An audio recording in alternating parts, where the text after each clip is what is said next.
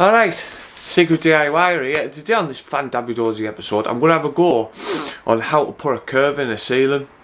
So I decided obviously to start doing my shop up, and I've come across a few bits and bobs that I'm not happy with because the joists are all over the place. So I've decided the way I've come out, I've come across like that and gone down like that. Couple of reasons. One is because I'll have more space to put my ladders up, and two, I'll have more space to get storage up there, like my storage boxes for all my tools and my painting gear and stuff like that, and it just helps you on jobs and things like that, so I'll have everything organised, and I'll have more space on the floor. So with that, I've decided I'm going to put a curve in the ceiling, so the ceiling is going to go like that, and it's basically just up here. There you go. If you look through here there, you'll see the curve. It's going to go down and across. So you see the curve there, it's going to go down, it's going to go across like that. Now in order for me to do that, I'm going to show you, I'm going to go through some tips and tricks, sorry, I'll get there in the end. Tips and tricks of how to do it and how I'm going to do it and how I got through it all to make a good job of it. Right, next tip, scrim cloth. You're going to have to put scrim cloth over for put the curve in. Now what's happened is my battery ran out when I was in the middle of telling you this, and it hasn't saved. So I've got the orange version of the scrim cloth that you can get at B&Q. That's the stuff here. I've kept the packaging for you. There you go, there's the stuff. Well, this stuff's better than the white gear you can buy, because basically it's got more adhesion and it sticks better, and obviously it's just a better product basically. So what I have to do is put the curve in. What I've done is this is basically if you like to look up here, as you can see, you've got a massive ridge there. So what I'm going to have to do is I'm going to have to put this scrim cloth on here, and I'm going to have to put it across, right across here, like so, ready for the bonding to go in. But as you can see here, because obviously my battery ran out, you can see up there now, I've already started putting the bonding in, and I've put the scrim cloth going across, and I put the scrim cloth going across there, just like I'm going to put the scrim cloth going across here. Just like I'm going to put the scrim cloth going across here. So with that said, there's a few little tips I want to tell you about the scrim cloth when you put it up. Basically, when you put it up, you don't want it crossing over. You don't want anything crossing over. So what I mean by this is, I'll show you now. So if you overlap your scrim cloth, what happens is it'll look like this here. There's your scrim cloth all overlapped there. Well, that's no good, because what happens is, if the scrim starts to come off and starts to belly, what happens then is it all will come off, the whole lot, and it'll be all off on top of your head and everything as you're plastering your ceiling or as you're putting your bonding in, and you're just going to put yourself, no soul wants to be there. So what I suggest is, you've got this situation here, just put a Stanley across it, put a Stanley across there, like so. Once you put your Stanley across it, hopefully you shouldn't have any problems, because all that'll happen is the Stanley will hit it, and then it'll only take that part down, and then you can just whack on, get it sorted out, and it saves all the ceiling coming down. Or just basically just leave a little tiny gap, but I don't really like to do that, so I just thought I'd just go across with the Stanley knife. Right, so on to the next bit. So what I'm going to be using is a thistle bonding. So I'm going to be using the thistle bonding coat. And the reason using the thistle bonding coat is due to the fact that it's got for low to medium suction and smooth background. So this can go over plasterboard. So I've plasterboarded everything. To create the curve, I'm going to put this on to create the curve, through the curve. So that's the first tip, that you want to be using a bonding coat, and the bonding coat's great. Now when I mix the bonding coat up, I'm going to probably put it on a 2-coat application. One coat will be thicker than the other coat, so the first coat will be a bit thick just to get a little bit of a curve in. Once I've done that, then I'm going to thin it down and put another coat over for it to obviously get a bit of a better curve, just to smooth it off, get rid of any hollows, and to make it look all even and uniformed. Also as well with this is you leave it for a certain amount of time. I'm not going to get a chance to do this. I'm obviously doing this at my own leisure because it's within my house. But what I'm going to do is I'm going to put this on and I'm going to leave it, and I'm going to come back and plaster it tomorrow. But you can plaster it in the same day. That's another good reason for using it. So it can be used plastered in the same day. If not, just put some SBR on or some PVA the next day, blast it on, give it a couple of coats of that stuff, and you'll be sound as a pound, and then you'll be able to go thinny. That's for another exciting episode. So yeah, that's the first step, bond and coat. Now, right, so I've gone and poured all this stuff in now, and basically I only want a little bit mixing up, but there's not loads and loads and loads and loads to be mixed up, you know what I mean? So there's no point in me getting my mixer out and farting about.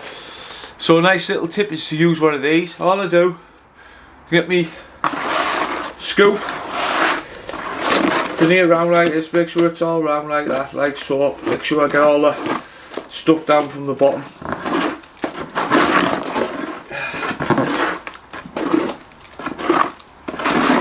So all that's sorted. Once I've done that, then basically just get this here, just mix it in.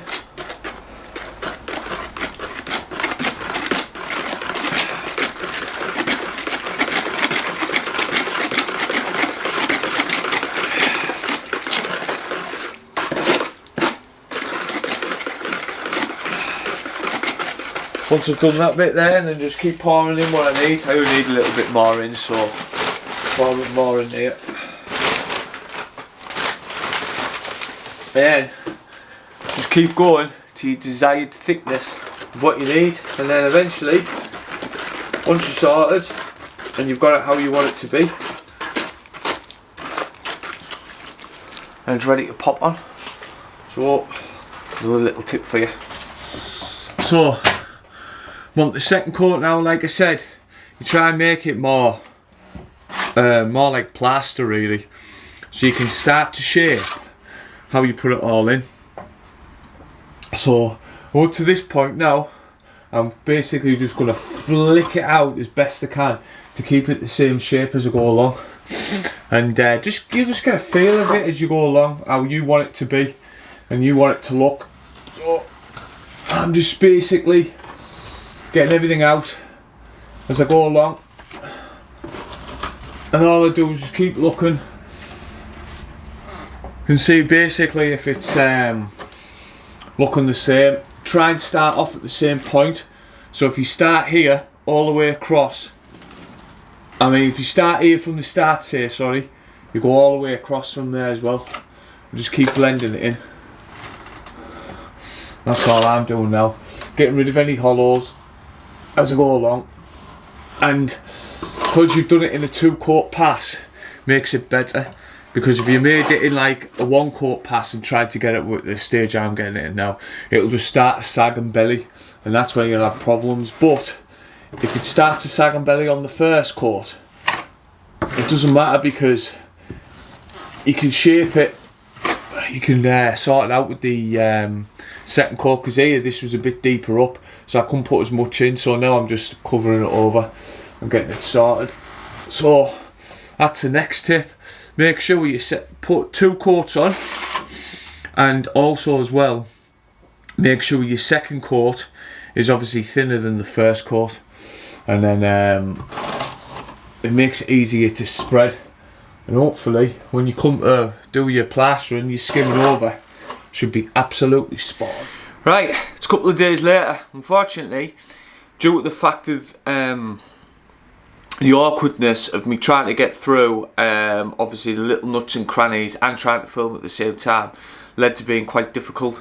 So this is real life, and it started going off on me, so I had to stop that filming bit of the top up there. But Luckily, I have got a curve here as well, which I'm going to show you, which would have been ultimately easy me to show you. But I thought I'd add this in to show that things can go wrong and there is ways to get over it. So I'll show you quickly of what the top up there looks like, and then we'll get on with the tricks and tips of getting this curve done and how to do a curve. Happy days. Two little tips for you. One, you want to keep washing this, the back of this. Just get your water. Where's my thing? Get your water. All that there,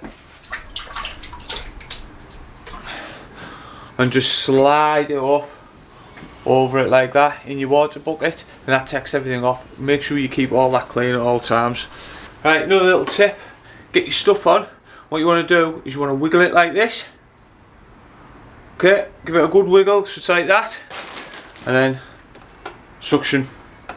That creates suction, so if you're a beginner it's not going all over the place. So keep that back bit done, and obviously you'll be able to do this as well. Now while you're doing the curve, like I said, the other one went off for me, but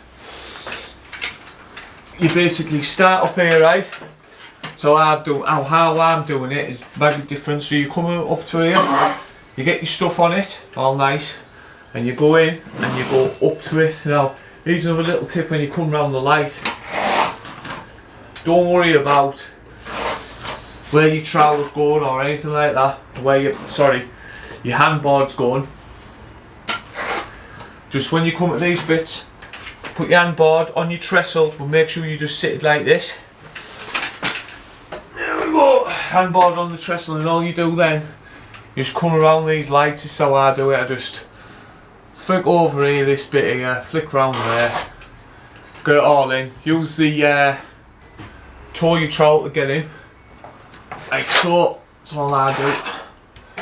And then, oh no, wood light. Come round here, go in there like that.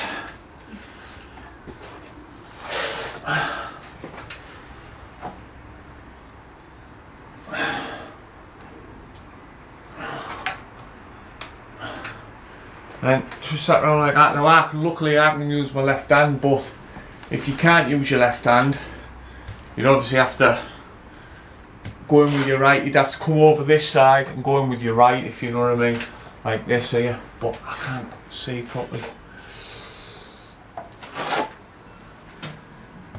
So all you're doing technically is just getting all this on round here, because mostly the light I've got here, that's basically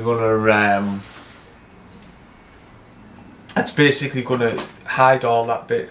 It's not like having a pendant. So with that said, so next bit now, got this round here now to go around, so don't worry about that, just go off here like so. Make sure you get that in there. Right.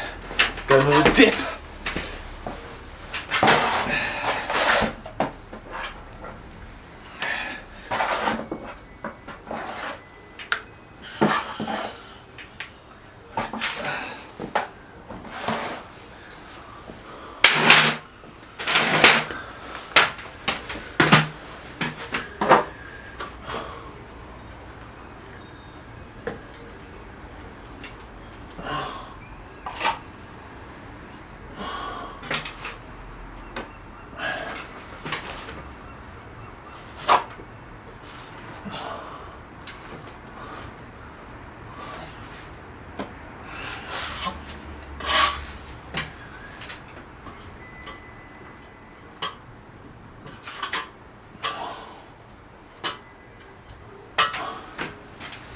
Right, so now we're at the point now, I've finally got around the light and everything. I can show you how to do it. So, all you want to do is you just want to go up here, like so. Okay, up here, go around the curve, keeping your trowel angled like that. All you do, just keep going across all the way up to the top. That's if you can get to it, which I can. So with that said, I'm going to continue on and get this on, and then what I'm going to do is I'm going to show you on how to get through to the other bit around here in a couple of seconds. See you in a sec. I'll just quickly run through this bit now. Basically all you do when you come to the corner, this is the second court now on the curve, is you get your stuff on, get all your gear on you need, and then all you do is you basically come all the way down here, like so. So you get your bit on, and then all I do in the corners, I just go up, tilt my trowel like so all the way up, and you can also use the toe your trowel to come up like that. So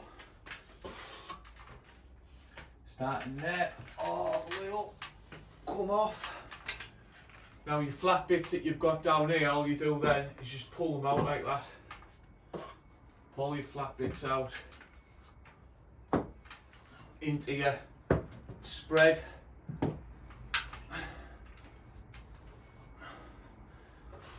And then same again, you toe your trowel all the way across here, like so.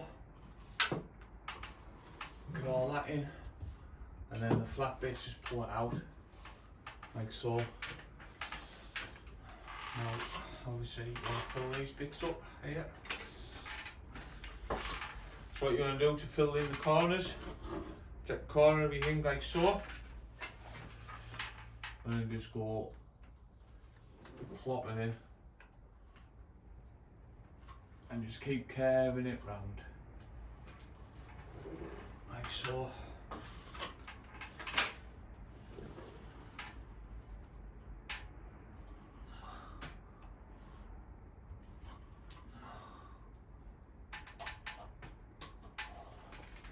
And then pull that off like that. Now, when you come to do the curve bit, you just pop it up like so and come off like that. And you start as well, another tip, you start left to right if you're left-handed. If you're left-handed, you start right to left as well on the ceiling, on something like this or a wall or anything. So that said, I'll get cracked on and start getting this second coated. Once it's all second coated and finished, I can start showing you around to obviously I'll start flattening it in and I'll show you the end product.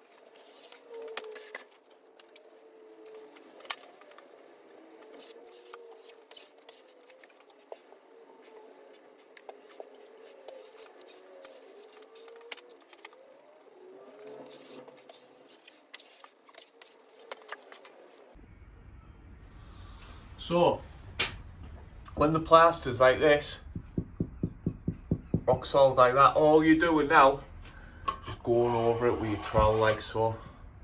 Just going around, checking everything, making sure everything's alright, as you can see there. Just go over them bits there. Round here. So, you basically just go down here, over them bits. There, covered them. Like that little bit there. There we go. Make sure you get them all. And then that's it. And around here, as you can see around there, hold on, go out a bit. There we go. Flat, all lovely and flat all the way around. And you're just going around, making sure everything's spot on. Happy days. So, it's a week later now, and this is what the ceiling looks like. As you can see, all lovely and smooth, all dry. Once it's like this now, it's ready for painting. So I'm ready to paint this now. So, and then ultimately, whatever you do now, when you've painted it, you'll see how good it looks and whatever. So you'll have to see that one for the future. But for now, I'd just like to say thanks very much for watching if you've got this far.